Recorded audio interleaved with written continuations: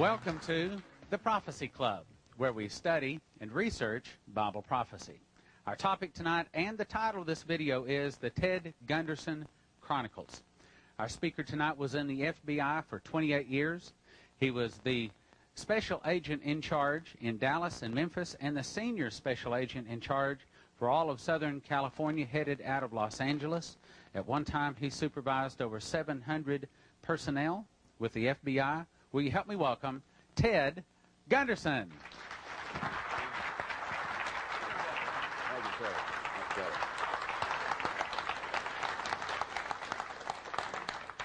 Thank you very much. It's great to be back in the Midwest. I was raised in Missouri, Iowa, Nebraska, and as a matter of fact, I lived right here in Kansas City in my youth. So, the greatest people in the world as far as I'm concerned.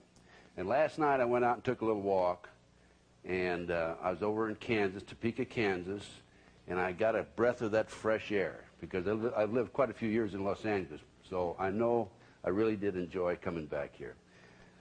Let me just start by saying that after I retired, I learned about a number of matters which were very shocking to me. Before my retirement, when I was in the FBI, I can honestly say I was never exposed or had no knowledge at all whatsoever of any possible corrupt situations. Of course, I had the privilege of having served under that great American J. Edgar Hoover for 21 years, till he passed away in May of 1972. And don't you let our adversaries tell you anything different. They have put out disinformation, and he is the victim of an extensive disinformation program that he's a homosexual. He was not a homosexual. Instead of making him a homosexual and a degenerate, I'm sure they would love to say that too, they've tried.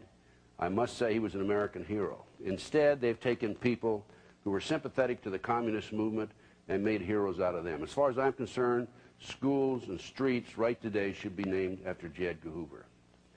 As Ephraim Zimbalist said to me once, I play golf with Ephraim once in a while, when the lion is dead, the rats come out of the woodwork, and that's the case with Mr. Hoover. But anyway, in my bureau career, people have asked me, didn't you see any corruption? No, I did not see any corruption. And possibly because in the bureau, at the time of my retirement, there were 164 categories. If any cases came in that fell in those 164 categories, we investigated it. Otherwise, it went in what we call a zero basket. And we did a great job. These included kidnapping, bank robbery, extortion, skyjackings. I handled the skyjacking personally, negotiated with the skyjackers July 12, 1972, Philadelphia International Airport. Background checks, Communist Party USA, Black Panthers, internal security, espionage, and the list goes on and on and on. We had a great record. I'm sorry to say that the Bureau has changed. There's no question about it. The FBI today, in 1996, is being used by the politicians to further their games and their goals.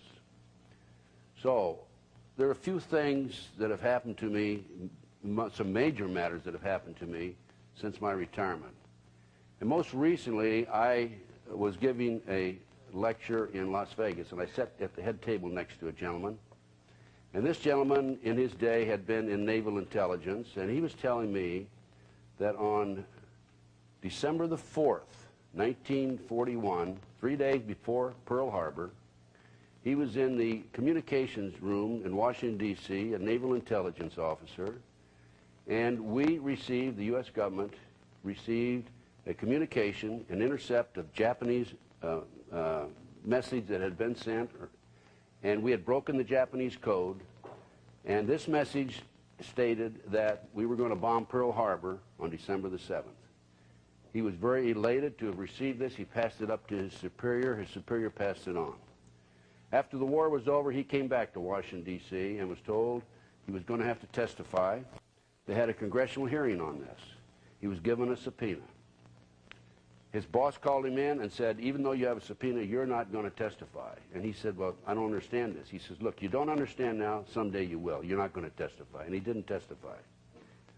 Now, it's been documented, and I've heard it on a number of occasions, that we knew about Pearl Harbor in advance. This is the first time I've had information directly from a person who was aware of this. I also received some information recently in my tours and lectures and what have you I did a TV show in Long Beach, California. One of the gentlemen involved in the show was in the U.S. Army at one time. He told me that in the spring of 1973, we had bombed all of the North Vietnamese supply lines. We had mined their harbors. They were cut off. And one of his associates was in the communication room in Saigon. And this is, of course, a classified job. And when he was in this room, he received this message from the North Vietnamese: we surrender unconditionally. He passed it on to his superiors, and all Army personnel were immediately ushered out and replaced by State Department personnel. It was shortly thereafter that Kissinger met with the North Vietnamese officials in Paris, France. Why do these things happen? Why did we not take advantage of the advance notice of Pearl Harbor? And why is it necessary for us to be subservient to North Vietnam when we obviously have won? I think at the end of this lecture, you may have the answer. In fact, I'm sure you'll have the answer. I think you'll understand much better than you do and have in recent years. Anyway, when I first came out of the FBI, as I said, I came out in 1979. Attorney General Griffin Bell hired me to coordinate security for the Pan American Games. Attorney General Griffin Bell was under Jimmy Carter, President Jimmy Carter, and I went to San Juan, Puerto Rico for the summer of '79. Great experience. I lived with the athletes, 5,500 athletes in the village there, and I'm happy to report that America's softball team, girls softball team I might add, adopted me as their mascot. So I have a nice softball autographed by all the ladies of our softball team. In fact, I even rode to all the games with them on the bus. But anyway, they won the gold medal, of course. That's beside the point. But I had a great experience. And I came back and started my own international security consulting firm in Los Angeles, California. And I was a consultant for the '84 Olympics in Los Angeles. And one of my first cases that I handled, I was contacted by some of Dr. Jeffrey R. McDonald's doctor friends. I don't know if you remember the movie Fatal Vision, the book Fatal Vision. This was the former Green Beret doctor, and he was a doctor at Fort Bragg, North Carolina. On February the 17th, 1970, he was asleep in his living room. It was a house on Castle Drive on the base. It was an open base, however. And he was awakened by two white males, a black male in E6 sergeant stripes with camouflage jacket, and also by a white female with a floppy white hat and a long blonde wig. The white female had lights flickering across her face. She was chanting, "Acid is groovy, kill the pigs, acid is groovy, kill the pigs." The two white males, one had a knife, one had an ice pick. The black male with the E6 sergeant stripe camouflage jacket on had a 32-inch bed slat. We found out later it was actually a bed slat, but to McDonald at that time it was just a post of some, or a pole of some sort. And Dr. McDonald wrapped, according to him, wrapped his hands and his wrists with his pajama tops and was fainting off the blow. While he was fighting with them, he heard his daughter say, "Jeff, Jeff, help me, help me." And he heard his daughter, yeah, it's a 5.5-year-old daughter say that, and his wife yelling, "Jeff, Jeff, why are they doing this to me? Why are they doing this to me?" He felt a sharp pain to his right side. He awoke probably an hour and 15 minutes later, maybe hour and a half. He was half in the living room, half in the hallway. Total silence in the house. He went back. Here was his wife with 26 stab wounds in her chest. The children had numerous stab wounds in their bodies. Well, all three of them were killed.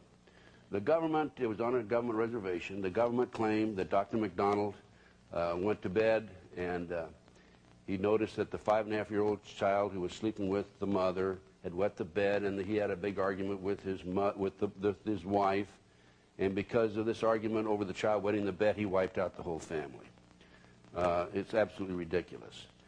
But anyway, so I was asked by some of Dr. McDonald's friends to investigate the case. And I told Dr. McDonald, I said, if you're guilty, as soon as I find out you're guilty, I'm not going to investigate any further. If you're innocent, I'll go right to the mat with you. Now, the gentleman had just been convicted in August 1979 of these 3 murders. Even though the murders had been committed some 9 years prior to this, there were a number of appeals, and he was not indicted by the grand jury until 1974, so that was the reason for the delay. So I entered the case, and I noticed in reviewing the case, going through records, and I spent hours reading all kinds of material, the court dockets and testimony, etc. I noticed that skin that was in Colette's fingernails was turned over to William F. Ivory, who was the chief investigator for the Army, and it disappeared. Dr. McDonald did not have a scratch mark on him. The skin obviously was from one of the assailants, Colette being the wife.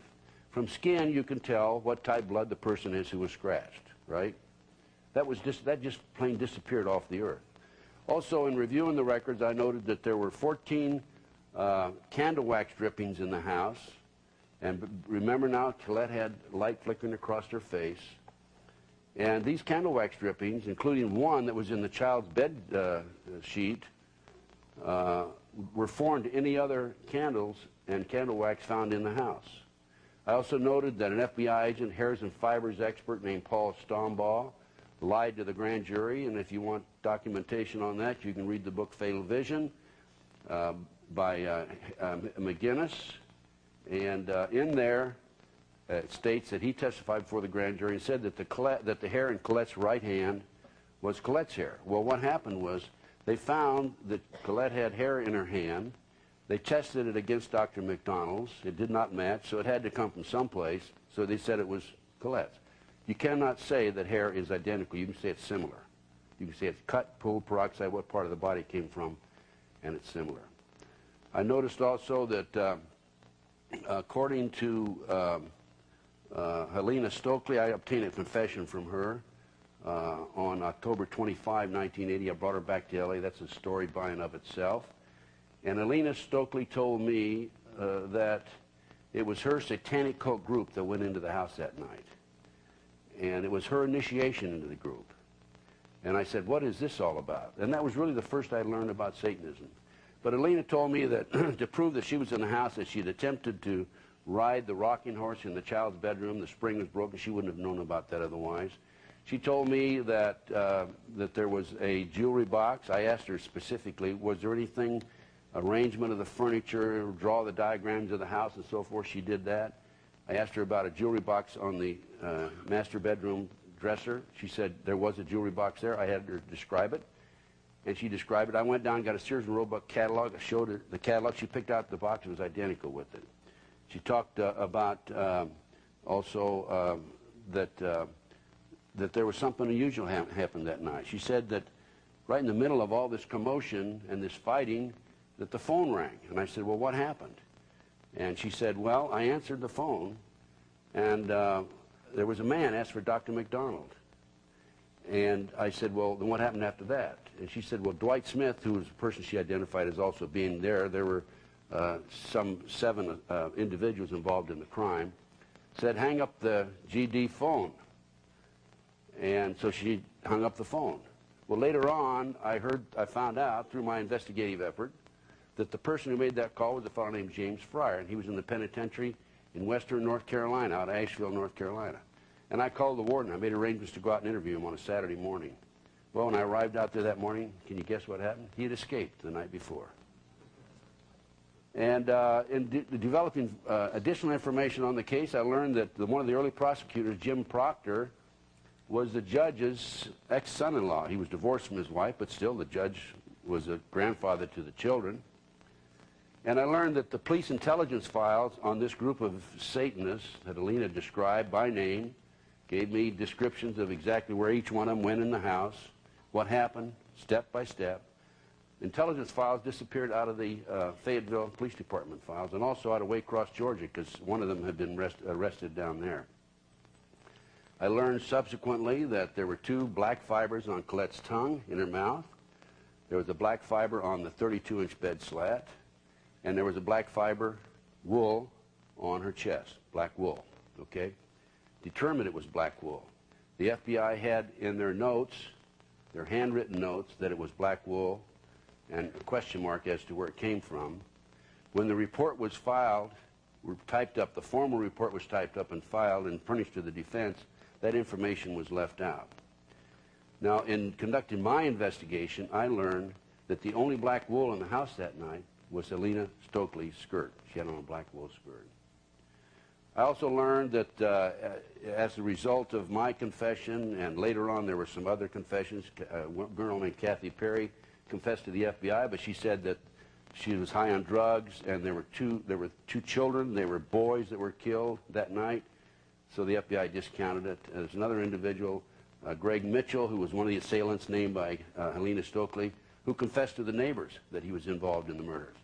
But to this day, to this very day, that man is still in jail, in spite of this overwhelming evidence that he's innocent. Now, to confirm and document that it was a satanic cult murder, there were several signs that were left behind. This is always usually the case.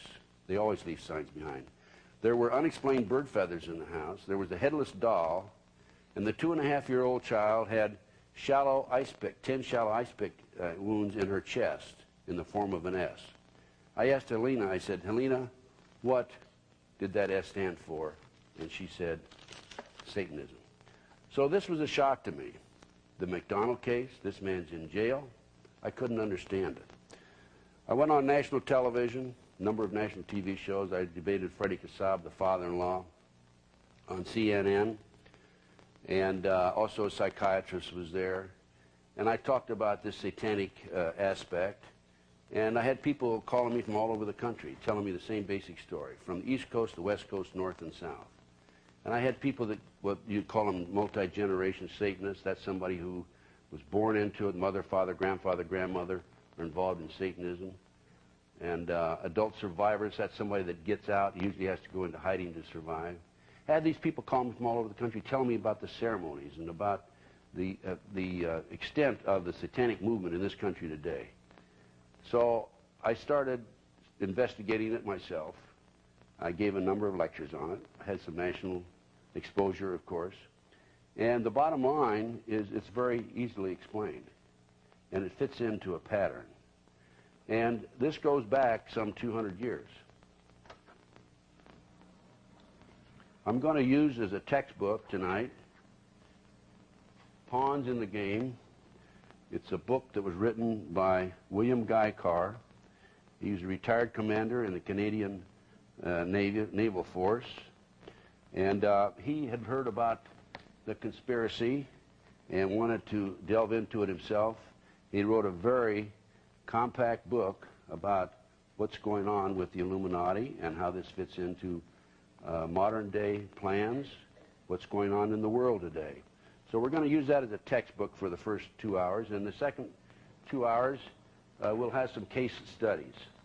So let's start out by stating and by showing you. We'll start with this page in the prefix. And you see this, we'll start up here. In 1784, an act of God placed the Bavarian government in possession of evidence which proved the existence of the continuing Luciferian conspiracy. This explains the previous 9 pages, goes into it in detail. We don't have time to do it completely. Conspiracy. Adam Weishaupt, a Jesuit-trained professor of canon law, defected from Christianity and embraced the Luciferian ideology while teaching at Ingolstadt University. In 1770, the money lenders who had recently organized the House of Rothschild retained him to revise and modernize the age-old protocols designed to give the synagogue of Satan ultimate world domination so they can impose the Luciferian ideology upon what remains of the human race after the final social cataclysm by use of satanic despotism. Weishaupt completed his task on May the 1st, 1776. It's a communist holiday, isn't it? May 1, 1776. The plan required the destruction of all existing governments and religions. This objective was to be reached by dividing the masses, whom he termed goyim, meaning the human cattle, into opposing camps in ever-increasing numbers on political, racial, social, economic, and other issues. The opposing sides were then to be armed, and an incident provided which would cause them to fight and weaken themselves as they destroyed national governments and religious institutions. In 1776, Weishaupt organized the Illuminati to put the plot into execution. The word Illuminati is derived from Lucifer and means holders of the light. Using the lie that his objective was to bring about a one-world government, to enable men with proven mental ability to govern the world, he recruited about 2,000 followers. These included the most intelligent men in the field of arts and letters, education, the sciences, finance, and industry. He then established lodges of the Grand Orient to be their secret headquarters. Weishaupt's revised plan required his Illuminati to do the following things to help them accomplish their purpose. 1. Use monetary and sex bribery to obtain control of people already occupying positions in high places in the various levels of all governments and other fields of human endeavor. Once an influential person had fallen for the lies, deceits, and temptations of the Illuminati, they were to be held in bondage by application of political and other forms of blackmail and threats of financial ruin, public exposure, and physical harm, and even death to themselves and their loved ones. We're going to take these a point at a time. And then what I'm going to do, I'm going to show you what's going on in this country today. This is a recent headline, not too recent, 1989, June the 30th, 1989. Power broker served drugs, sex at parties, bugged for blackmail. Here's another headline. Homosexual prostitution probe ensnarls the fissures of the Bush and Reagan administration.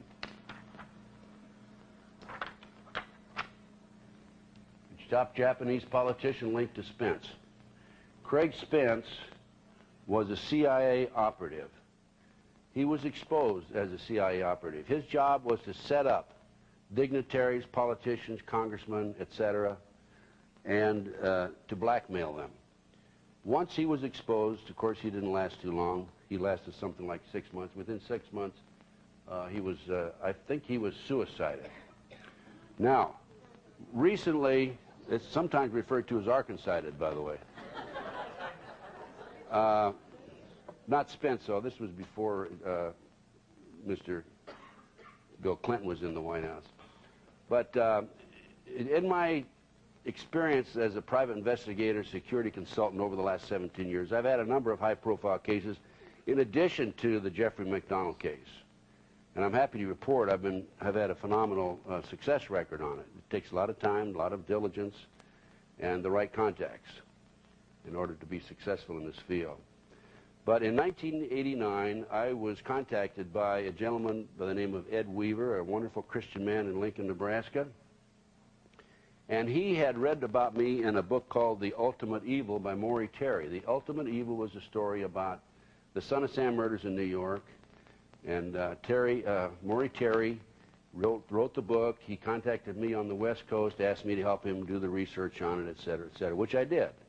Involved on the West Coast the murder of a producer named Roy Radin. And I'm happy to report that the people who were responsible for his contract murder or contract killing of Roy Radin are in jail today. There's 4 of them, serving all 4 of them serving life sentences with no parole. And I'm also happy to report that I had a little bit something to do with putting them in jail for the rest of their lives. But as a result of my name appearing in the book The Ultimate Evil, Ed called me, said, you know, are you the same Ted Gunderson that went to Lincoln High School in Lincoln, Nebraska, and went to the University of Nebraska? And I said, I am. He said, well, I'm Ed Weaver, and I was your classmate, and of course I remembered him. But he said, we have a real problem here in Nebraska.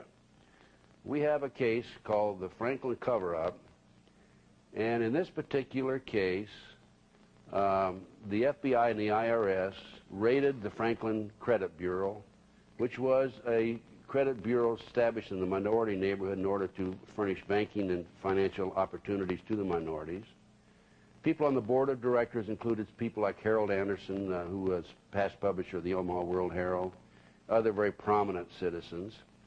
And as a result of the raid, there was publicity. Larry King, by the way, was the individual who was president of the Savings and Loan. Not Larry King, live CNN, but Larry King, a black man, a fast-rising star in the Republican Party, had sung the national anthem at Texas at the Republican National Convention and New Orleans at the Republican National Convention. As a result of the publicity, there were 80 children in Omaha came forward and talked about being exposed and ritualistically and sexually victims of this element, this group of people.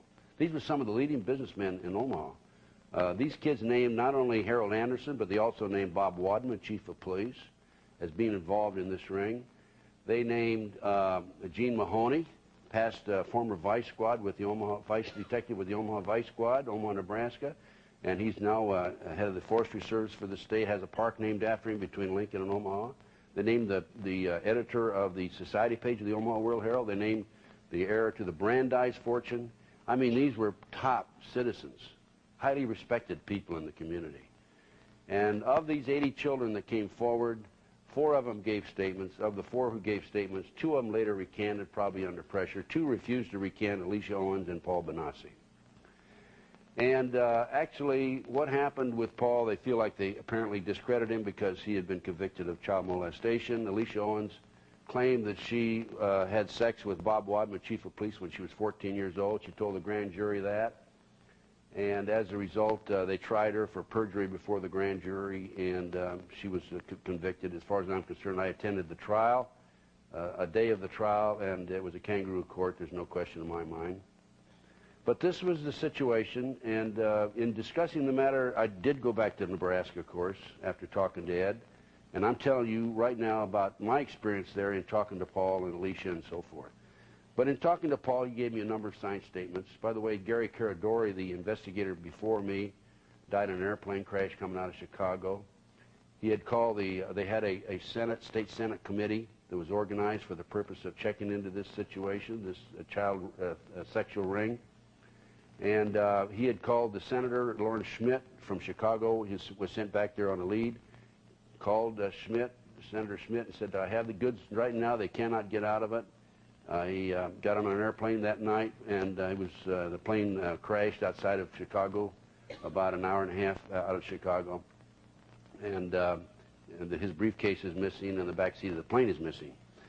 They claim that he had engine trouble and the plane disintegrated, but there was a farmer who saw a flash of fire and light, and he felt that it was very obvious to me and obvious to anybody else that there was probably a bomb in the plane. I can't prove it. This is what is being spread and thought about at the present time, and has been for some time. But anyway, Gary Caradori had done a great job on the case. I was not replacing him in full because I couldn't work full-time on it. I had a business in California. But in talking to Paul Benassi, he told me about the number of times when he and others were taken out of schools, private schools in Omaha, driven by limousine to Sioux City, Iowa, and placed on private jets and flown to Washington, D.C. for sex orgy parties with congressmen and senators. Paul told me, and has drawn for me, the living quarters of the White House. The public's not allowed in the living quarters of the White House. There's no question in my mind Paul is telling the truth. But in addition to this, he talked about an organized child kidnapping ring, which I will discuss later on in the lecture. We'll discuss that in the second half, by the way. But this is your documentation. This is what I'm saying. And by the way, Paul knew Craig Spence, knew him very closely, and had worked with Craig in setting some of these politicians up. So then we come back to the second point, and number 2 starts here. Illuminati on the faculties of colleges and universities were to recommend students possessing exceptional mental ability belonging to well-bred families with international learnings for special training in internationalism. This training was to be provided by granting scholarships to those selected. They were to be educated and indoctrinated into accepting the idea that only one world government can put an end to recurring wars and tribulations. They were to be at first persuaded and then convinced that men of special ability and brains had the right to rule those less gifted, because the goyim, that's us, folks, masses of the people, don't know what is best for them physically, mentally, and spiritually. Today, 3 such schools are located in Scotland, Germany, Greece, and so forth. So I think you're probably aware of the extent of recruitment that the government does on college campuses. That doesn't, of course, mean that necessarily applies here in every instance, but I have known of the extensive recruiting efforts by the CIA on college campuses. And the CIA, believe it, no question about it, there's an element of the CIA that's tied into this, and I'll document that as I go along later on.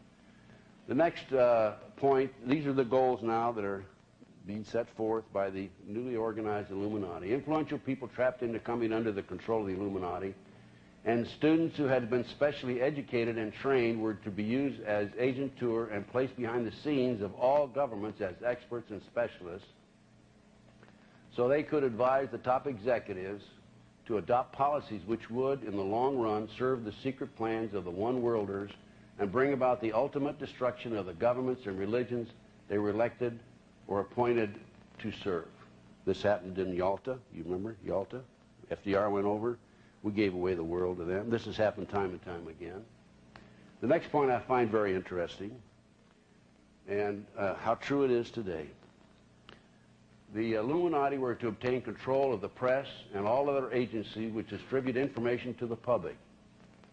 News and information was to be slanted so the Goyams would come to believe that a one-world government is the only solution to our many and varied problems. True today, isn't it? And again, I'm going to deal with that a little later on in this first 2 hours of the lecture. Going down here, a German author named Zwack put Weissaup's revised vision of the old age conspiracy into book form and named it Ein Original Skripten. My German isn't too good, even though I have a little bit of German in me. In 1784, a copy of this document was sent to the illuminist Weishaupt and delegated to foment the French Revolution. Mean the Illuminati was responsible for the French Revolution? Yes, absolutely. The courier was struck dead by lightning as he rode through Ratisbon on his way from Frankfurt to Paris. What about a little divine intervention there, huh? The police found the subversive documents on his body and turned them over to the proper government authorities. After careful study of the plot, the Bavarian government ordered the police to raid Weissaupt's newly organized lodges of the Grand Orient and the homes of some of the most influential associates, including the castle of Baron Bossen-Sonderdorf. Additional evidence thus obtained convinced the authorities the documents were a genuine copy of a conspiracy by which the Synagogue of Satan had controlled the Illuminati at the top, planned to use wars and revolutions to bring about the establishment of one kind or another of a one-world government, the powers of which they intended to usurp as soon as it was established. In 1785, the Bavarian government outlawed the Illuminati and closed the lodges of the Grand Orient. In 1786, they published the details of the conspiracy. I find that very interesting, and I think that we can now go on to some more specific goals, as mentioned. This appears also in this Pawns in the Game. In 1773, when Meyer Rothschild was only 30 years of age, he invited 12 other wealthy and influential men to meet him in Frankfurt. His purpose was to convince them that if they agreed to pool their resources, they could then finance and control the world revolutionary movement and use it as their manual of action to win ultimate control of the wealth, natural resources, and manpower of the world. After the general introduction to build up an enthusiastic reception for the plot he was about to unfold, Rothschild turned to a manuscript and proceeded to read a carefully prepared plan of action. The following is what I have, this is the author, what I have been assured is a condensed version of the plot by which the conspirators hope to obtain ultimate undisputed control of the wealth, natural resources, and manpower of the entire world. 1. The speaker started to unfold the plot by saying that because the majority of men are inclined to evil rather than to good, the best results in governing them could be obtained by using violence and terrorism and not by academic discussions. The speaker reasoned that in the beginning, human society had been subject to brutal and blind force, which was afterwards changed to law. He argued that law was was afterwards, he argued that law was force only to disguise. He reasoned it was logical to conclude that by the laws of the nature, right lies in force. Next point. He next asserted that political freedom is an idea and not a fact. He stated that in order to usurp political power, all that was necessary was to preach liberalism so that the electorate, for the sake of an idea, would yield some of their power and prerogatives, which the plotters could then gather together into their own hands. Do we have a little bit of liberalism in this country today? Of course. 3, the speaker asserted that the power of gold had usurped the power of liberal rulers even then, in 1773. He reminded his audience that there had been a time when faith had ruled, but stated that once freedom had been substituted for faith, the people did not know how to use it in moderation. He argued that because of this fact, it was logical to assume that they could use the idea of freedom to bring about class wars.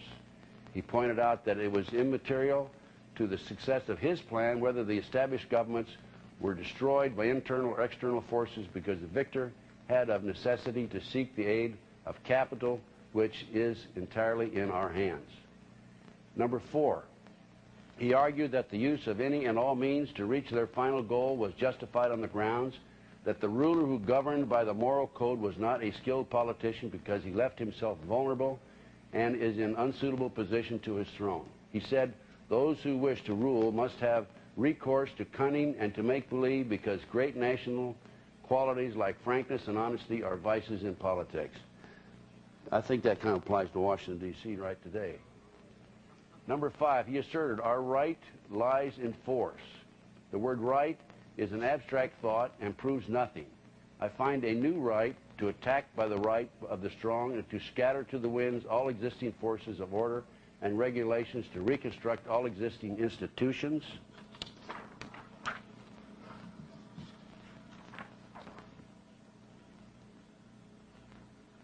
And to become the sovereign lord of all those who left for us the rights to their powers by laying them down voluntarily in their liberalism. 6, he then admonished his listeners with these words: the power of our resources must remain invisible until the very moment when it has gained such strength that no cunning or force can undermine it. He warned them that any deviation from the line of the strategy plan he was making known to them would risk bringing to naught the labors of the century. The powers of our resources must remain invisible. What's going on in America today? Their plot, their plans, their conspiracy remains invisible. Nobody in a position of authority seems to be worried about it. It's only us who are goyams that are concerned about it, right? The mass of the people. We do have an opportunity, fortunately, through the alternate press, to learn about these things, and through lectures such as we have here today. Number 7, he next advocated the use of mob psychology to obtain control of the masses. He reasoned that the might of the mob is blind, senseless, and unreasoning, and ever at the mercy of suggestion from any side. He stated only a despotic ruler can rule the mob efficiently, because without absolute despotism, there can be no existence for civilization, which was carried out not by the masses, but by their guide, whosoever that person might be. He warned the moment the mob seizes freedom in their hands, it quickly turns to anarchy. Number 8, he next advocated that the use of alcohol, liquor, drugs, moral corruption, and all forms of vice be used systematically by their agenteurs to corrupt the morals of the youth in the nation. He recommended that the special agenteurs should be trained as tutors, lackeys, governesses, clerks, and by our women in the places of dissipation frequented by the goyams. He added, in the number of these last, I count also the so-called society ladies who become voluntary followers of the others in corruption and luxury. We must not stop at bribery, deceit, and treachery when they should serve towards the attainment of our ends. Well, what about the youth today? What about drugs today? What about corruption of the morals of our youth? The CIA is the biggest drug dealer in America, has been for years, starting back in the 1960s, okay? going on. By the way, speaking of drugs, let me just mention there's a recent article in Reader's Digest. In fact, it was January 1996. And here's what it says. In 1993, some 6 tons of heroin, 200 tons of cocaine, and 3,900 tons of marijuana crossed the Mexican border into the United States. Now, this is just what's crossed the Mexican border. This doesn't count what came into Mena, Arkansas. The Mena, Arkansas drug operation was a $100 million a month operation for 10 years when Clinton was governor there. By the way, Larry Nichols, who was marketing director of the Arkansas Development Finance Authority, which was used as the device for laundering the drug money and for making the loans, told Bill Clinton, according to Larry Nichols, that we had this big drug operation going, and Clinton told him, hey, that's a federal problem. Well, now that he's president, I guess maybe it's a state problem. But for those of you who are not familiar with the Mena, Arkansas situation, the Arkansas Development Finance Authority was established in order to provide money, loans to schools, churches, and students. And instead, it was used to launder money from the Mena drug operation. And in that particular operation, they were flying arms out and drugs in. And Bill Clinton himself personally signed off on each loan. The loans were not repaid in many instances. In some instances, they didn't even make one payment. And Don Tyson, according to Clinton Chronicles, number 2, himself took a $10 million loan from there and never paid it back.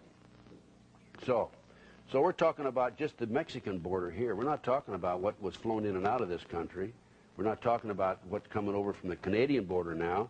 And my confidential sources tell me that there's extensive drug operations coming in from Canada. Now, stop and think about this. There's an extensive amount of corruption in the state of Nebraska. There's no question about it. My sources in Montana tell me that there's an extensive amount of drugs and corruption with officials in that state. It makes a lot of sense, and it's much easier to corrupt a state with a few small population rather than with a large population like New York and California. So I think that's what we're looking at, and that would also include, of course, Arkansas. Now, according to these statistics are estimates by the White House Office of the National Drug Control Policy. Now, bear in mind, there was 1993, 6 tons of heroin, 200 tons of cocaine, and 3,900 tons of marijuana. I've already said that once. Now, yet that year, Customs confiscated from trucks, tankers, and vans less than 9 tons of marijuana, 4 tons of cocaine, and no heroin. So we're talking about corruption? Yes. Corruption at the highest level. Now, I have some sources, some confidential sources who furnish me information from time to time. And there's code words for some of these various operations. The code word that I'm going to tell you about right now, and this is in my source's own handwriting. He doesn't write too well, so I may make some mistakes. The Black Rose is the code word for this.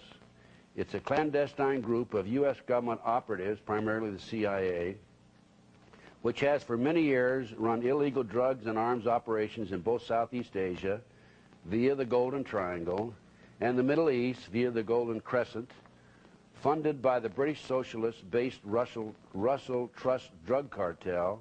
The Black Rose's current chairman and co-founder is an individual known as the White Rose, or GHWB, a known bisexual pedophile and CFR, Council on Foreign Relations conspirator. This man, as a top member of the Skull and Bones Society, developed the heroin ring, which, while servicing as ambassador, along with his CIA activities. The Black Rose also runs cocaine through Panama from Colombia to the offshore oil rigs in the Gulf of Mexico. That's directly from a government agent.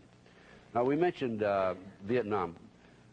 In the McDonald case that I described to you earlier, the motive for the cover-up, and I waited until now to tell you about this. Helena Stokely told me that the reason for the cover-up was because her satanic cult drug group were bringing drugs in from the base that had been flown in plastic bags in the body cavities of the dead GIs from Vietnam in Air Force planes, CIA planes. They were bringing the drugs off the base and distributing them up and down the East Coast. And they went in on their own, wiped out the McDonald family, without the knowledge of the higher-ups in the drug operation, which included some top Army personnel, some police officers, 2 attorneys in Fayetteville. And the higher-ups were afraid that if there was an investigation of Alina Stokely's satanic cult group, it could expose the whole operation. You want documentation on drugs being flown in plastic bags in the body cavities of the dead GIs? Look at Time magazine, January 1, 1973. I mentioned Mena, Arkansas, drugs. By the way, there's been so much heat placed on Mena, Arkansas, that they've shifted their operation for this drug activity to Biloxi, Mississippi. I mentioned the laundering of money on the Mena, Arkansas case. They were laundering their money through the Arkansas Development Finance Authority into a BCCI bank in Atlanta, Georgia, and one in Florida. And they also laundered their money in Ross Stankowski's bank in Chicago. Beg your pardon? That's right. I'm sorry. That's right. We're not supposed to have questions, are we? Okay. Now let's talk about the next point here, item number 9. Turning to politics, he claimed that they had the right to seize property by any means and without hesitation, if by doing so they secured submission and sovereignty. He pronounced our state marching along the path of peaceful conquest has the right to replace the horrors of war by less noticeable and more satisfactory sentences of death necessary to maintain the terror which tends to produce blind submission. I gave a speech just a few nights ago for the Prophecy Club in Wichita. 2 nights ago, as a matter of fact. And a farmer came up afterwards, told me about his problem, and I'm sure that some of you here may have the same problem. He was granted some loans by the bank, and he was making his payments. He had a little problem for a short period of time, but he was able, he felt like he could catch up on it, and they recalled the whole note. Now he's in the process of losing his farm. It's been in the family for 5 generations. This is tragic, and this is happening to farmer after farmer after farmer. I don't know if those of you who are familiar with the Gordon Call case out of North Dakota. IRS came in. They were going to take his land away from him, his farm away from him. He had a shootout with the U.S. Marshals on the highway. His son, Yori, was shot and is presently serving life in the penitentiary right now. I'm glad to report that Yori's attorney is John DeCamp from Lincoln, Nebraska, who's also worked with the Nebraska Franklin cover-up case. John's a wonderful man and a great attorney, and I've been working with John, as I mentioned, since the late 1980s. But Gordon Call had to go into hiding in Arkansas, and he was ultimately murdered by the marshals. And the sheriff who went in with the marshals, according to information I have, made the statement after they shot him, "Oh, you shot the wrong man," and then the sheriff ended up dead. I can't say that somebody shot him or didn't shoot him, but I know he ended up dead. The house ended up being burned down. For those of you who are familiar with Dianne Feinstein, the senator from California, she's introduced a bill about taking the national parks and taking the state land and county land and turning it over to the federal government. There is an organization in the government itself known as the International Biosphere Reserves. The New World Order, this is again from one of my sources, for section of land, the New World Order term for section of land that has been turned over to the World Conservation Bank, that's the World WCB, in lieu of payments of the debt of the International Monetary Fund or the World Bank. It's called the International Biosphere Reserves. In the U.S., largely unknown by most Americans, many beautiful national parks and wilderness areas are quietly being turned over to the world bankers, the Rothschilds, Rockefeller cartel, as payment on the national debt. Areas such as the Smoky Mountain National Park, these are then cleared of any citizens and zealously patrolled by the U.S. Forestry Service. This is going on today, and as a matter of fact, of the 98 federal parks in this country, the United Nations has control of 47 of them. There is an agency, a little-known agency in the Treasury Department. It's called the Financial Crimes Enforcement Network. It's a little-known agency whose subversive mission is to monitor every dime you earn, track every dollar you spend, and identify all your assets and property for later confiscation. Let's go on to number 10. Dealing with the use of the slogans, he said, in ancient times we were the first to put the words liberty, equality, and fraternity into the mouths of the masses, words repeated to this day by stupid poll parrots, words which the would-be wise men of the Goyams could make nothing of in their abstractness and did not note the contradiction of their meaning and interrelation. He claimed the words brought under their directions and control legions who bore out our banners with enthusiasm. He reasoned that there is no place in nature for equality, liberty, or fraternity. He said, on the ruins of the natural and genealogical aristocracy of the Goyams, we have set up the aristocracy of money. Qualification for this aristocracy is wealth, which is dependent upon us. Well, let's look at wealth. Where's the wealth of this country today? Federal Reserve, right? And where does the money collected from the IRS go? Goes to the Federal Reserve. Doesn't go toward paying the national debt. And from the Federal Reserve System, which is a private held stock corporation, it goes into the World Bank. And the banks are in London, Switzerland, Rome, Paris, and so forth. These are the people that run the world. These are the Illuminati. Very simple. The most recent information on money, and this has been documented, is that there's $1 billion per day in $100 bills that's being shipped out of Kennedy Airport by Delta Airlines to Russia. $1 billion per day in $100 bills, 5 days a week.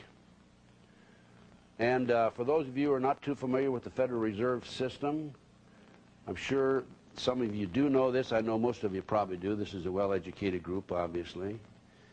The Federal Reserve asks the U.S. Treasury to print up $100 bills.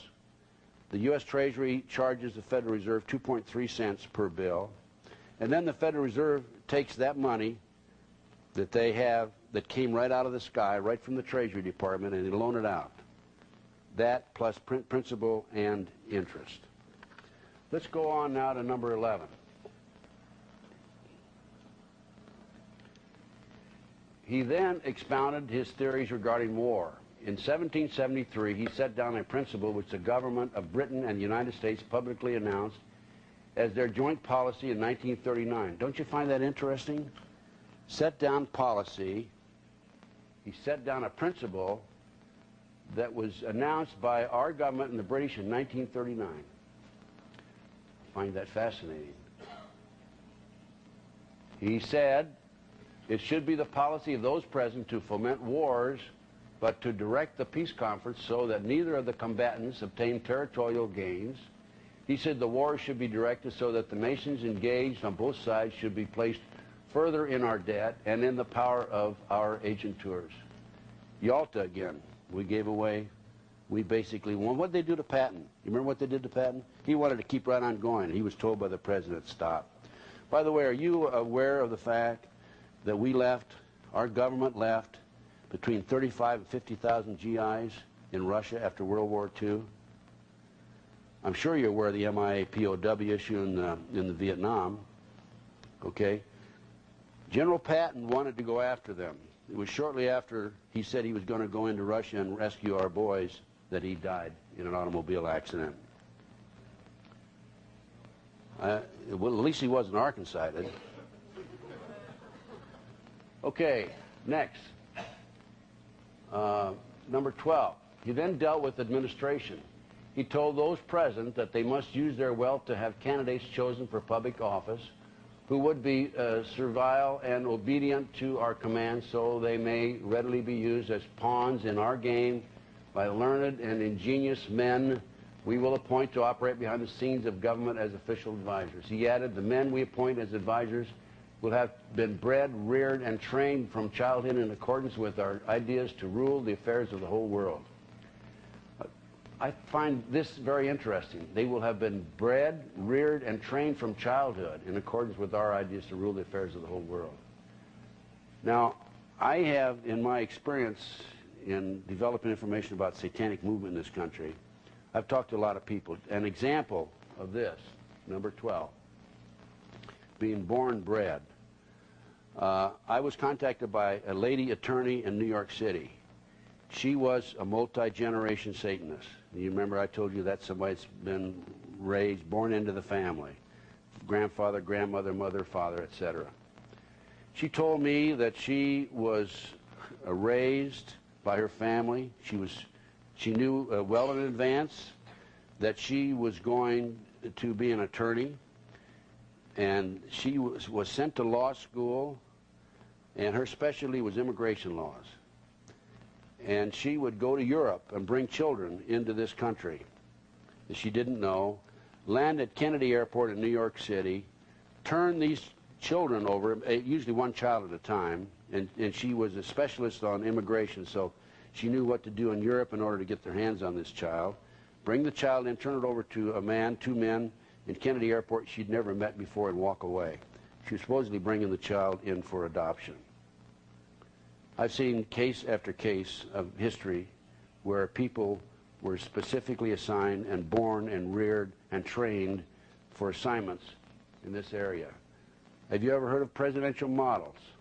Presidential models are sex slaves for some of the top people in the government.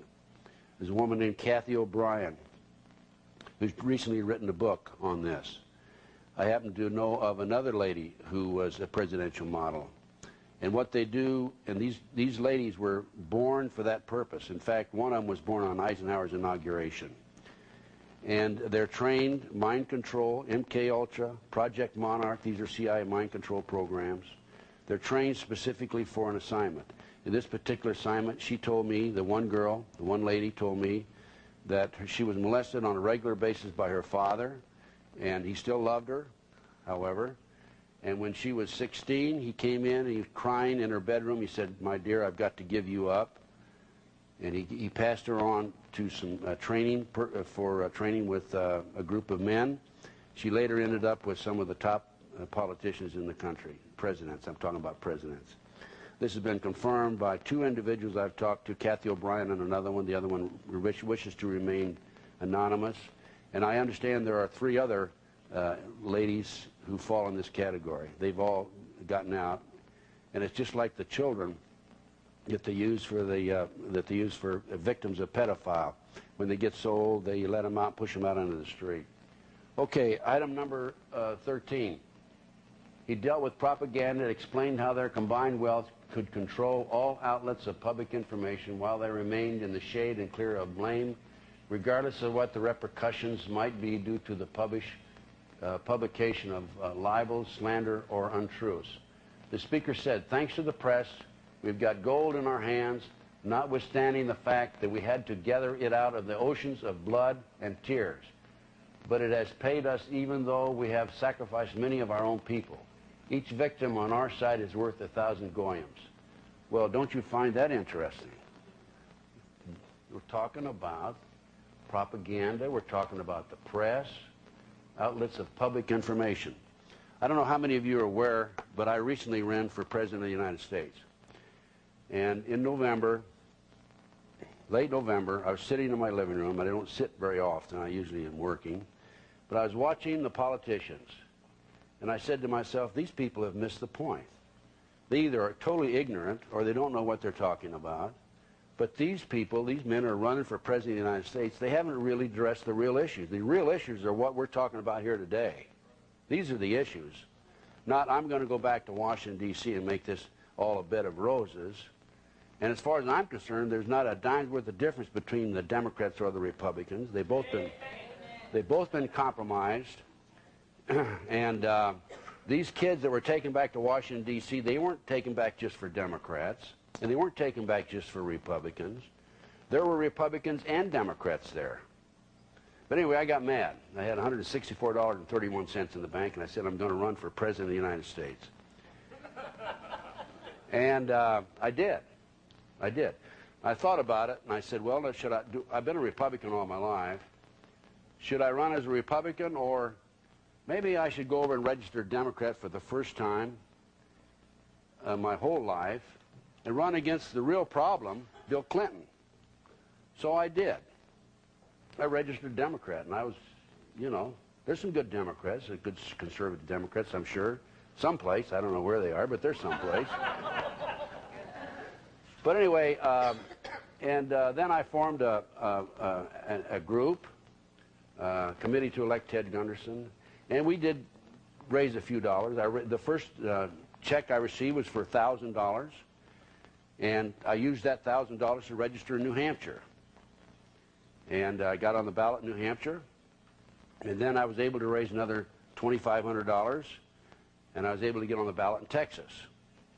And then I raised another $500, and I sent it to Colorado, and with my $500, I met the deadlines, filled out the application, and I received a response back about 10 days later, 2 weeks later.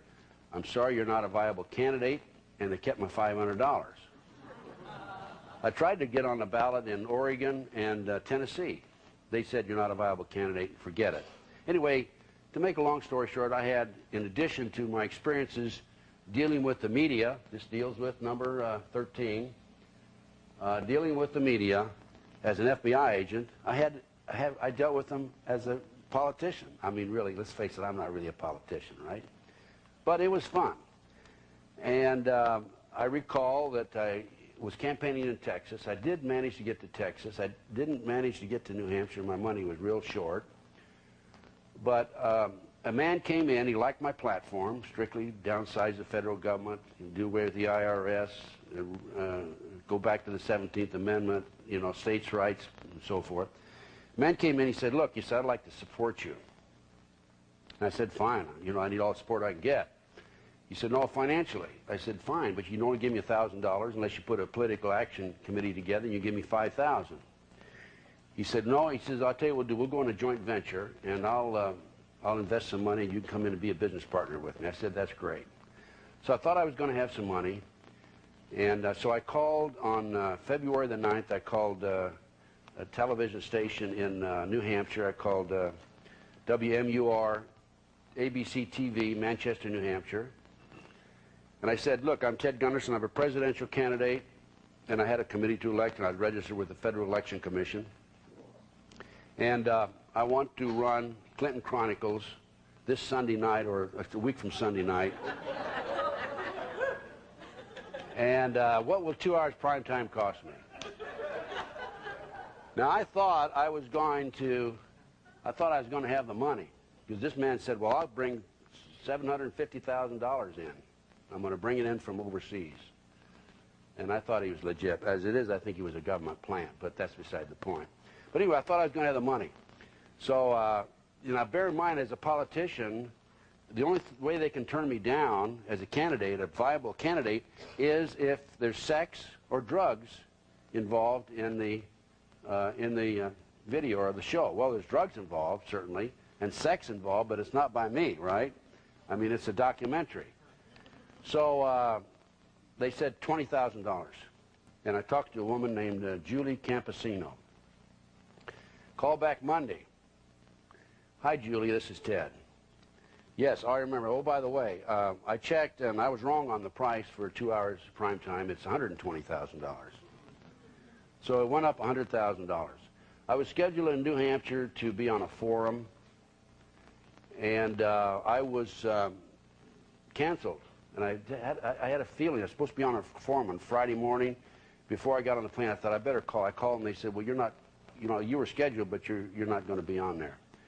I had an opportunity to talk at Branch Davidian rally on the state capitol building in Texas, Austin, Texas, on a Saturday morning. And I was the last speaker. There were 4 speakers. And they were filming all 3 of them before I got up. And when I got up to talk, CBS closed down and walked away. So we're talking about the press, control of the press. Now, in New Hampshire, when the final ballot was in, By the way, I ended up 12th out of 21 candidates there. And in Texas, I was able to come up with 15,501 votes. And half of those votes were from the Christian Station TV show that I did in Houston, Texas. And so it shows you the power of television. But in New Hampshire, when the final tally came in for the Democratic primary, the press reported that Bill Clinton had 94% of the votes and the rest of us had 6%. Well, I went behind the scenes and I found out that what happened was Bill Clinton actually had 91% and 3% of the voters submitted a blank ballot. That was never reported in the press. In Iowa,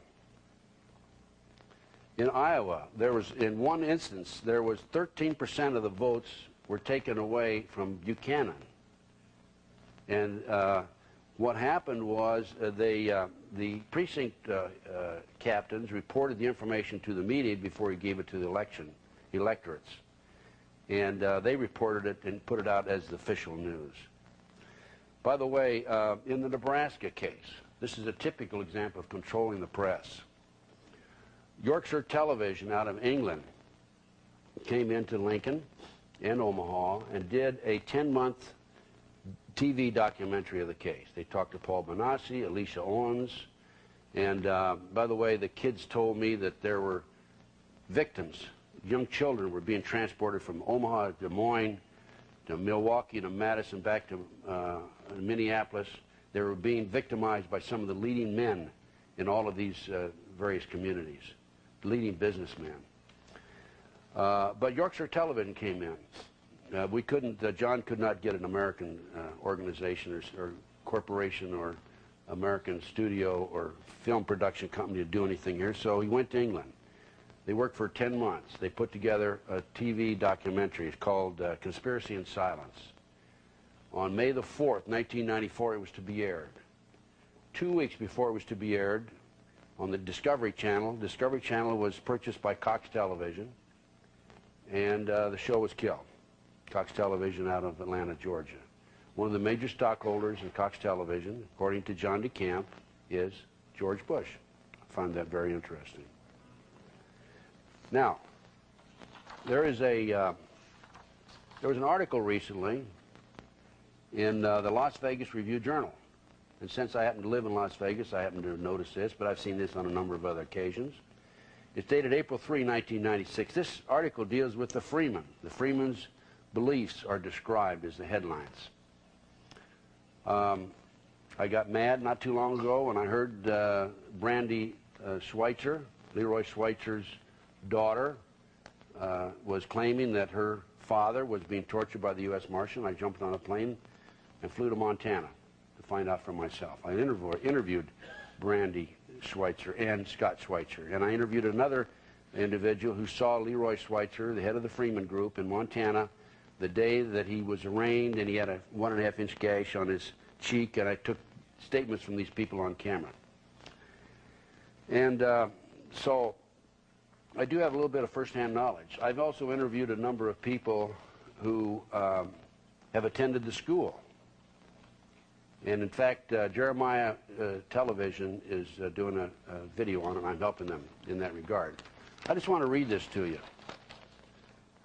But after a week of being confined to the snow-covered ranch, watched by federal agents who have a direct telephone line to the ranch compound, the Freemen are showing signs of leaning more heavily on the racist Christian identity teachings that form the basis of their politics. It's very frightening, said Eric Ward, Associate Director of the Northwest Coalition Against Malicious Harassment. Sometimes I wonder who's being harassed, by the way. The Seattle-based human rights group is well known in the region for keeping track of neo-Nazis, white supremacists, and other fringe groups. They believe there is a world conspiracy that has signaled them out and that satanic powers will be turned against them, Ward said. It creates the idea of being crusaders or even martyrs for the cause.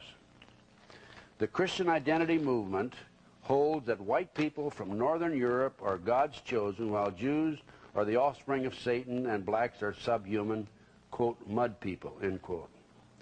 This theory may be the backbone of the Freemen's efforts to set up their own government. Notice it said may be, right? Set up their own government and claim America for, quote, true citizens. It's like a cult, Ward said. These are people who have isolated themselves from the rest of society. There's no moderating influence. They're feeding on one another's fears and paranoia. That becomes an explosive situation for those who have to deal with this group. I've asked everybody I've interviewed who's attended that school, I've asked them about this article, and they said, not true, not true. That's how the media, the news is slanted. Now, I'd like to read, in conclusion with number 13, I'd like to read from an article that appeared in Operation Vampire Killer 2000. Some of you may have already seen this. And here's what it says. David Rockefeller, international billionaire, humanist, CFR, Council on Foreign Relations kingpin, founder of the Trilateral Commission, World Order godfather, and in all probability the high school graduated voted most likely to be hanged for treason. I didn't say that. Voiced his praise of the control of the U.S. media for keeping their oath not to divulge the globist plans to the public. Speaking to his fellow conspirators at a meeting of yet one more infamous world order group, the Bilderbergers, Mr. Rockefeller said, by the way, I have a book that's available. You talk about control of the media, control of the press. It's called Who's Who of the Elite.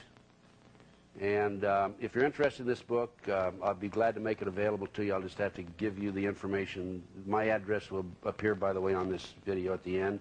And if I can't come up with it, I'll make sure that the Prophecy Club has it available to them if you want to get it from them. But this book is the Who's Who of the Elite. This names the members of the Trilateral, current members and past members, the Council on Foreign Relations, the Committee of 300, the Bilderbergers, Skull and Bones, and then it breaks them down. It points out the number that are working in the TV media. It points out the number that are working in universities. There's a lot of them in the universities, folks. It points out the number that are working in the publishing business and the number that work in the print media. I don't have those figures with me, but it's amazing and astounding how many that there are. And that's your control of the media. Anyway, continuing. This is what Rockefeller, according to Operation Vampire Killer 2000, this is what Rockefeller told the Bilderbergers. We are grateful to the Washington Post, the New York Times, Time Magazine, and other great publications whose directors have attended our meetings and respected their promise of discretion for almost 40 years. He went on to explain, it would have been impossible for us to develop our plan for the world if we had been subject to the bright lights of publicity during those years. But the world is now more sophisticated and prepared to march towards a world government. The supernatural sovereignty of an intellectual elite and world bankers is surely preferable to the national autodetermination practiced in past centuries. And then it goes on, that's the end of the quote. It is not reported if the attendees kissed his ring or anything else after their leader bestowed his blessing on those in attendance. Actually, we could ask Governor Clinton or Dan Quayle, both of whom were there. Bush and Clinton are Bilderbergers, internationalists, and their goals are exactly the same for America. Let us repeat. Clinton's, Bush's, Perot's plans for America are virtually identical. The Republican, the Democrats' goal for America are virtually identical. They both are taking our nation into global government. Globalist Mr. Dan Quayle was there in the June 1991 meeting, being sized up as a possible Bilderberger U.S. presidential contender in 1996. The major media's job is to convince Americans that the Republicans and the Democrats are on opposite sides and fighting each other. Interesting. Okay, number 14. He then explained the necessity of having their agent tour always come into the open and appear on the scene when conditions had reached their lowest ebb and the masses have been subjected by means of want and terror.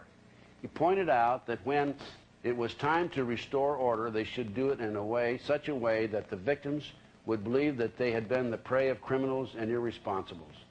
He said, by executing the criminals, and lunatics after they have carried out our preconceived reign of terror, we can make ourselves appear as the saviors of the oppressed and the champions of the workers. The speaker then added, we are interested in just the opposite, in the denudation, the killing out of the goyim. I have received information, and I want to be very cautious about this. I cannot document this. It's strictly intelligence, raw intelligence information, so I don't put it out as a fact. But if it's true, it's something to be concerned about. That weapons are being given to gangs in this country, gangs that are distributing drugs, men on the street, and that these gangs are the ones that have been designated to shoot and eliminate police officers when the time comes. And then the Army or the New World Order or the military, whoever's going to be taking over eventually, will come in and eliminate the gangs. I also have information that the biggest concern of the New World Order is not the militia. That's all a facade. I'm afraid they could eliminate the militia as it stands today without too much difficulty, although there will be some people that will be difficult to locate and seek out. But the biggest concern they have is the veterans who have come back from the various services, particularly the Navy SEALs and the Special Forces. And I have been told, and I think this is accurate information, I don't want to put it out as a fact per se, because I have not seen paper on it, and I usually like to say this is so because I've seen the documentation. But I've been told that these are the men that they're concerned about, the New World Order is concerned about. These are the men who have already had others assigned for assassination. In other words, these are the ones that will be the first to be assassinated when the New World Order tries to take over. Okay, next.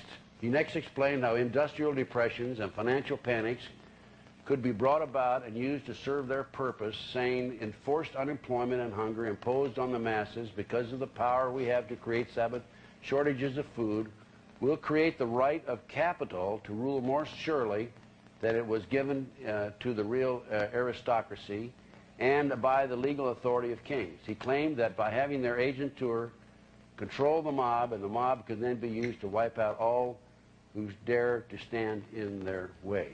Number 15, financial panic, right? Food shortage. What about savings and loan? You remember the savings and loan when they deregulated savings and loan? Millions of people lost their money, their life's savings. Right up here in Lincoln, Nebraska, Commonwealth Savings and Loan was written up in on 60 Minutes over that. There's organizations that advocate right today the reduction of the world population. They're actively advocating that. Warren Buffett, the richest man in America, on and off with another gentleman, depending on how much stock they bought the day before, and has been identified by the kids in the Nebraska case as being present at some of the meetings that were held. Warren Buffett is very active in this organization to reduce the world population. It's been alleged that the AIDS epidemic was actually started by the government. And then we have more recently this, the HARP program. For those of you who do not have this book, it is available through the Prophecy Club. Angels don't play this harp. Advances in Tesla's technology.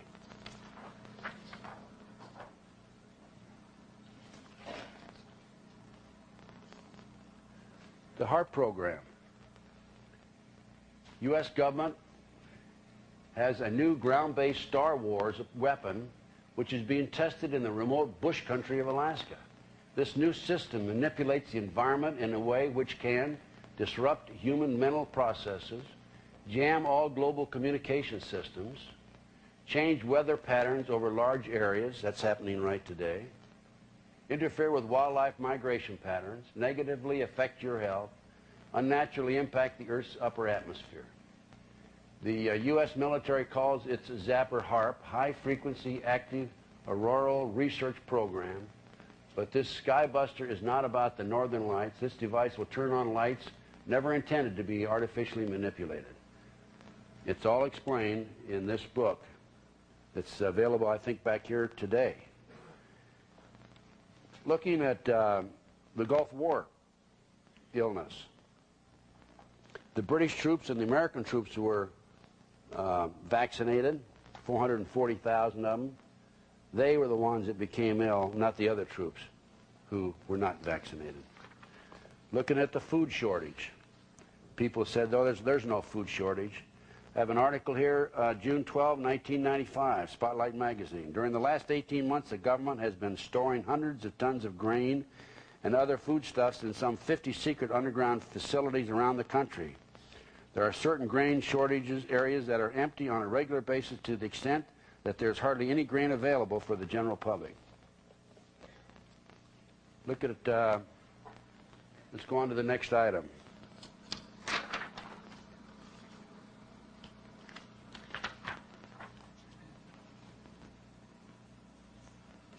Oops.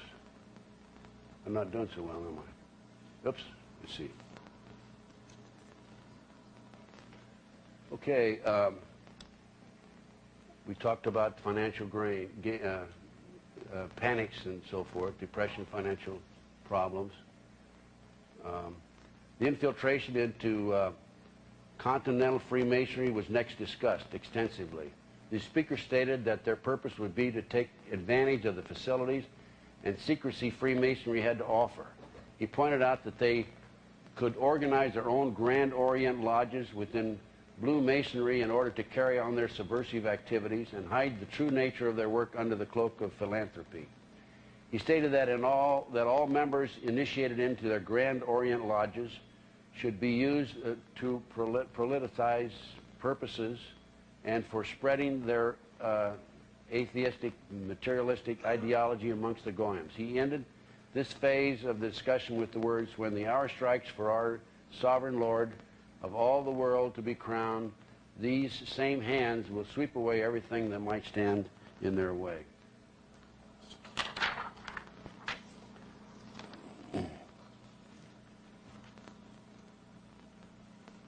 Number 17, he next expounded the value of systematic deception, pointing out that their agentur should be trained in the use of high-sounding phrases and the use of popular slogans. They should make the masses the most lavish of promises. He observed the opposite of what has been promised can always be done afterwards, that is, of no consequences. He reasoned that by using such words as freedom and liberty, the Goyams could be stirred up to such a pitch and patriotic fever that they could be made to fight even against the laws of God and nature. He added, and for this reason, after we obtain control of the very name of God, we'll be erased from the lexicon of life. He then detailed the plans for revolutionary war, the art of street fighting, and outlined the pattern of the reign of terror, which he insisted must accompany every revolutionary effort, because it is the most economical way to bring the population to a speedy subjection. Well, we have most recently here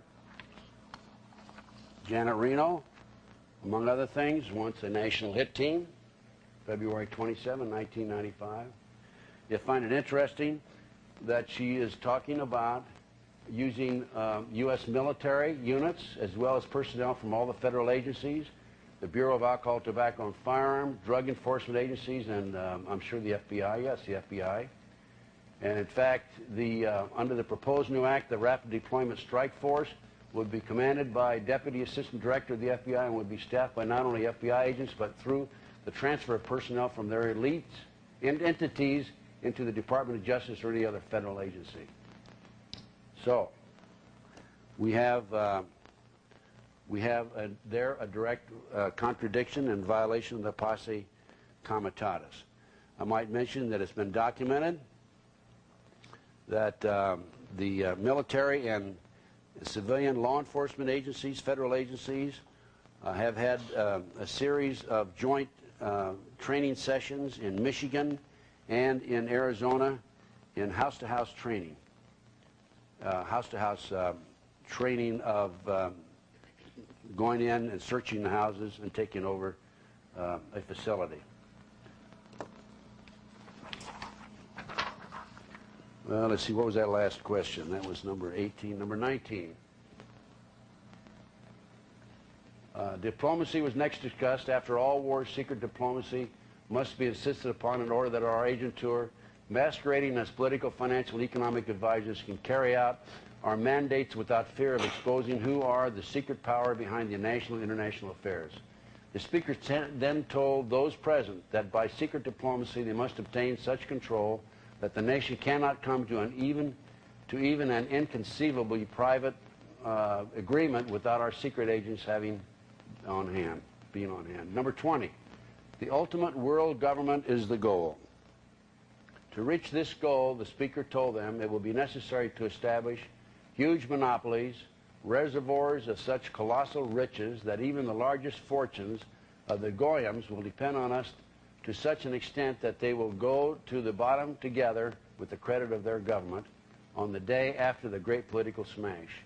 The speaker then added, you gentlemen here present who are economists just strike an estimate of the significance of this combination.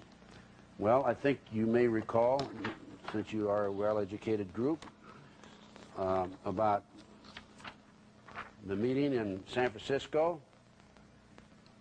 September 27th to October 1st, global plans for global civilization. Gorbachev, Bush led the charge. It was chaired by Ted Turner. Margaret Thatcher was also there.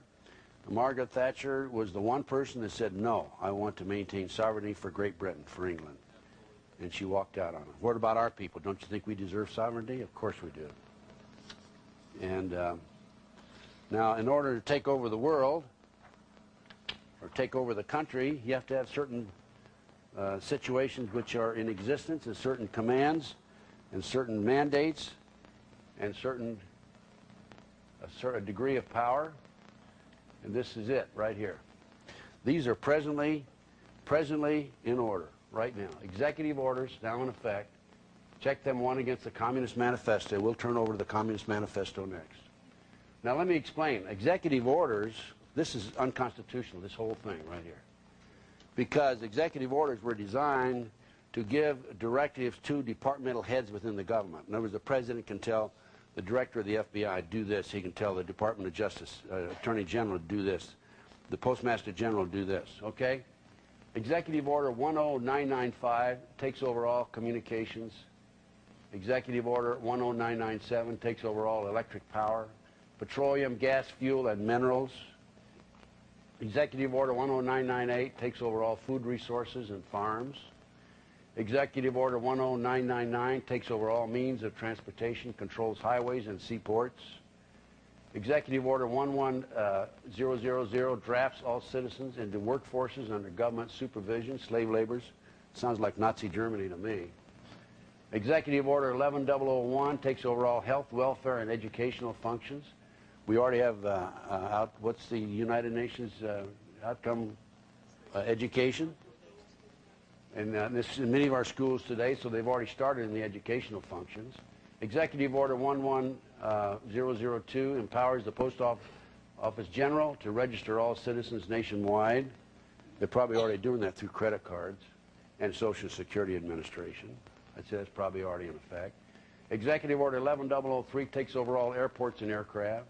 Executive Order 11004 takes over housing and finance authorities and housing designated as unsafe, establishes new locations for populations, builds new housing with public funds. Executive Order 11005 takes over railroads, inland waterways, and public storage facilities. Don't you find public storage facilities kind of a strange?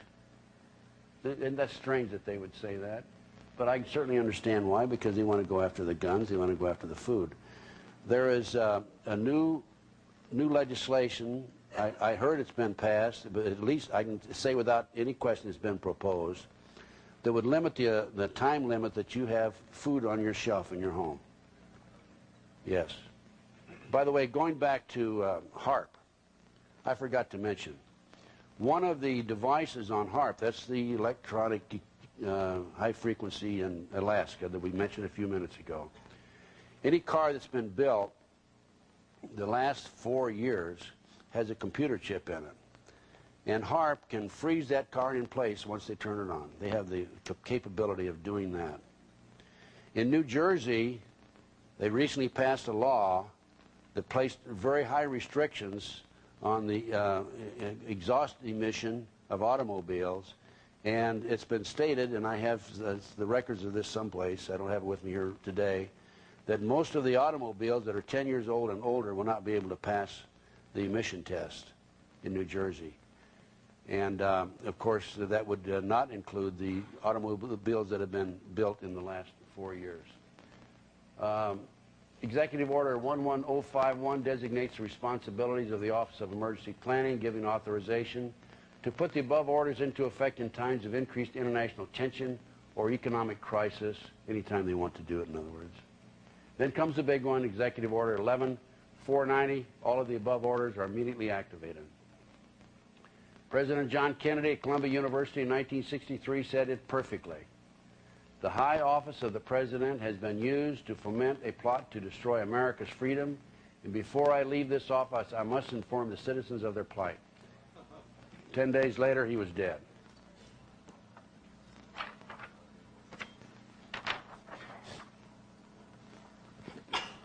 Communist Manifesto.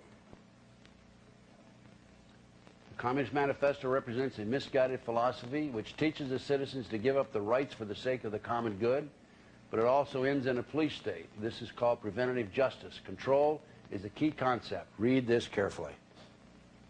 Abolishment of private property. Heavy progressive income tax. Abolishment of all rights of inheritance. Confiscation of property for all immigrants and rebels. A central bank. Government control of communication and transportation. Government ownership of factories and agriculture. Government control of labor. Corporate farms, regional planning. By the way, to have corporate farms, you just about have to take over all the farms, don't you? Well, what are they doing in this country today? The big conglomerates are coming in and taking over the farms and the ranches when you can't meet your note in IRS, like in the Gordon Call case. Government control of education. Now let's look at. I took this out of the book recently, and these are. We're going back to the Illuminati now. We're going back 200 years. In a meeting on July the 16th, 1782, they set forth a 7-part goal: order of chaos, abolition of private property, abolishment of inheritance, patriotism, all religion, abolishment of the family. What are they doing in this country today? Look at the moral fibers that are being destroyed through drugs. Drugs that are being brought into this country by government people. Creation of a new world order. 1782, a new world order. Number 21.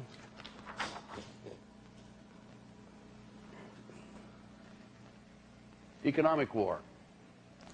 Plans to rob the Goyams of their landed properties and industries were then discussed. A combination of high taxes and unfair competition was advocated to bring about the economic ruin of the Goyim as far as their national financial interests and investments were concerned.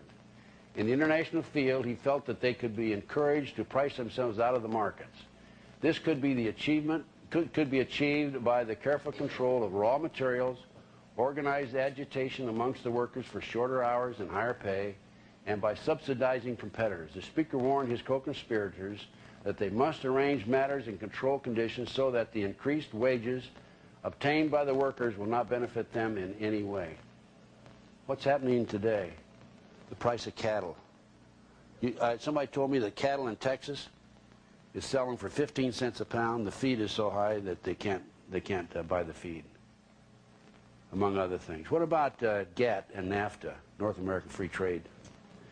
There's 16,400 Americans lose their jobs every day since GATT and NAFTA were passed. There's been over 800,000 people who've lost their jobs because of GATT and NAFTA. In the oil industry alone, from 1986 to 1992, the number of operating oil rigs dropped from 4,000 to less than 650. Oil was being brought, we were self-sustaining ourselves to a degree, and in lieu of the active oil wells, we have instead 15 super tankers that are bringing 15 million barrels of oil a day into Houston, Texas.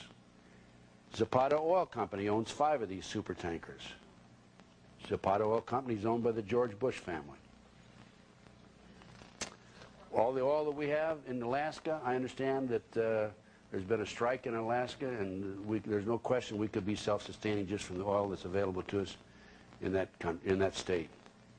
Now, for the 26 years from 1946 to 1971, speaking of the America's economy, 1946 to 1971, for 26 years, the U.S. trade had a surplus of $98 billion. The economy grew from 4.8% per year. The national debt rose to $148 billion. For the next 23 years, from 1972 to 1994, the U.S. suffered a $1.6 trillion trade deficit, whereas we had a surplus of $98 billion before. The economy grew 3.8%. The federal debt soared an annual rate of 3,200% per year, more than preceding 26, not per year, but the rate of 3,200% more than any preceding 26 years by $4.3 trillion.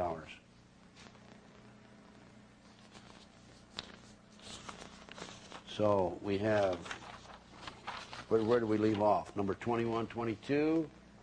Armaments. It was suggested that the building up of armaments for the purpose of making the Goyim destroy each other should be launched at such a colossal scale that in the final analysis there will only be the masses of the proletariat left in the world, with the few millionaires devoted to our cause and police and soldiers sufficient to protect our interests. Number 23, the new order. Members of the one world government would be appointed by the director. He would pick men from among the scientists, the economists, the financiers, the industrialists, and from the millionaires, because in substance everything will be settled by the question of figures. Number 24, importance of youth. The importance of capturing the interest of youth was emphasized with the admonition that our agenteurs should infiltrate into all classes and levels of society and government for the purpose of fooling, bemusing, and corrupting the younger members of society by teaching them theories and principles we know to be false. Well, certainly we see that today in our youth. Look at the, you know, when I was I remember when I was in grade school and junior high and high school, I never even heard of drugs. Now my granddaughter tells me in junior high that there's drugs all over the place. It's more serious and more serious every day. Number 25, national and international laws should be changed, but should be used as they are to destroy the civilization of the Goyim merely by twisting them into a contradiction of the interpretation which first masks the law and afterwards hides it altogether. Our ultimate aim is to substitute arbitration by law. The speaker then told his listeners, "You may think the Goyim will rise upon us with arms, but in the West we have against this possibility an organization of such appalling terror that the very stoutest hearts quail. The underground, the metropolitans, the subterranean corridors, these will be established in the capitals and cities of all the counties before that danger threatens." I have from a number of sources, these are confidential sources, that there are numerous underground facilities available to our adversaries throughout the United States. I have been told by a source that's reliable, a source that's involved in the intelligence community, that there is extensive city underground in the Las Vegas, Nevada area. I've also been told by reliable sources that there is a piece of equipment that will go through hard rock at the rate of, I think, 10 miles an hour. I'm not sure about how many miles an hour it'll go. And it'll spit this rock out, and you can drive a car or a train through it. I don't think there's any question about the underground subterranean efforts of this country. Going back to NAT and GAFTA, this is sent to me by an attorney. And the position statement: the so-called free trade under NAFTA and GATT is neither free nor fair. Free trade is newspeak for the subversive policy that was designed to destroy the American economy. It was hatched up by Harry Dexter White versus Frank Coe and Harold Glasser, mainlined by Senator George W. Malone on page 76. The Senate Finance Committee heard testimony on GATT that 32 nations favored tariff goods on goods which they exported to the United States. Every one of these nations had recently increased its tariffs on American goods. Now, one of them imposed the tariffs for the only admissible business reason there is, namely, to equalize the wage standards of living between two countries engaged in trade. That's mainline page 77. If a $10,000 American automobile is sold on the American market, $4,000 of that price is made up of taxes paid to support the government in the United States where that market is made possible. A Japanese car makes no such contribution to the American infrastructure. President Nixon explained it clearly. If we buy steel rail from England, they have the money and we have the rail. If we buy steel rail from ourselves, we have both the money and the rail. Allowing products that do not pay American taxes or American wages to plunder American markets destroys American jobs. American dollars are taken out of the American economy where the money creates more American products with American jobs. It is not building walls to protect the American economy from an anti-American policy that tears down American productivity and prosperity. That, ladies and gentlemen, I think fairly well documents the goals and aims of the New World Order. And then I would like to go on and describe some other activity that's taking place in this country. And by the way, before I forget, I need to tell you about a march, that's taking place right after the Republican convention out of San Diego. It's going to take place from, they're going to march from San Diego to Washington, D.C. And it's being sponsored by an organization known as CALL, down at the bottom. See if this works down here. Here, CALL. And CALL is Citizens Against Legal Loopholes. You might be interested in contacting these people for a Liberty Weekend.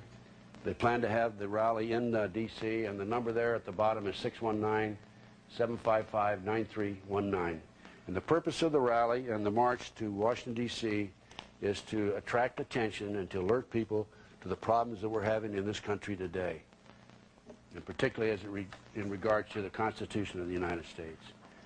Now, continuing with the New World Order, I'd like to point out that in this newspaper article, August 27th, 1994, at the bottom, in Oklahoma City, this article asks for applicants for a new federal transfer center in Oklahoma City.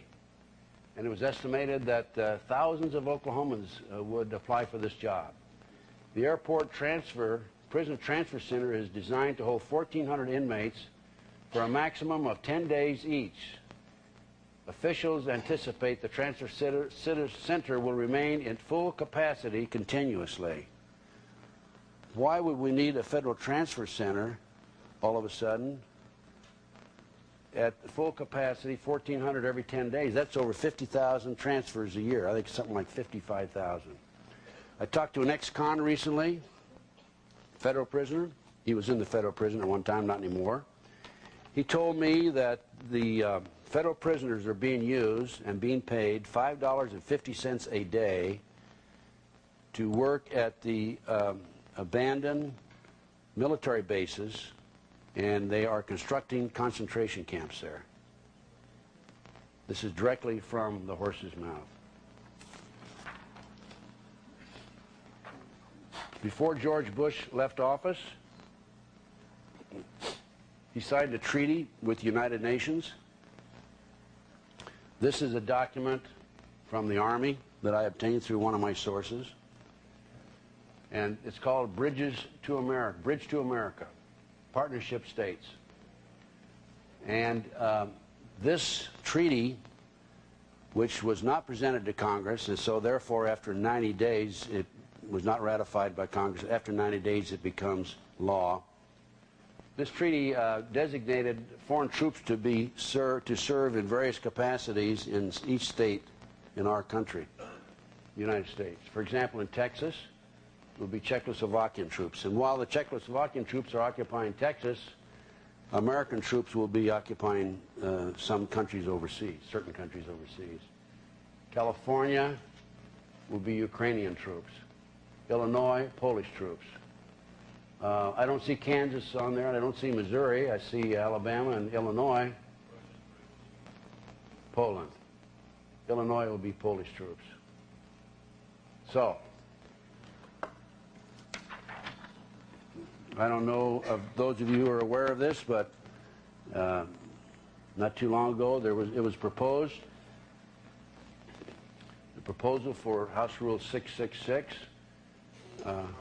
They're pretty arrogant, aren't they? Was designed to allow police officers more leeway in searching suspects and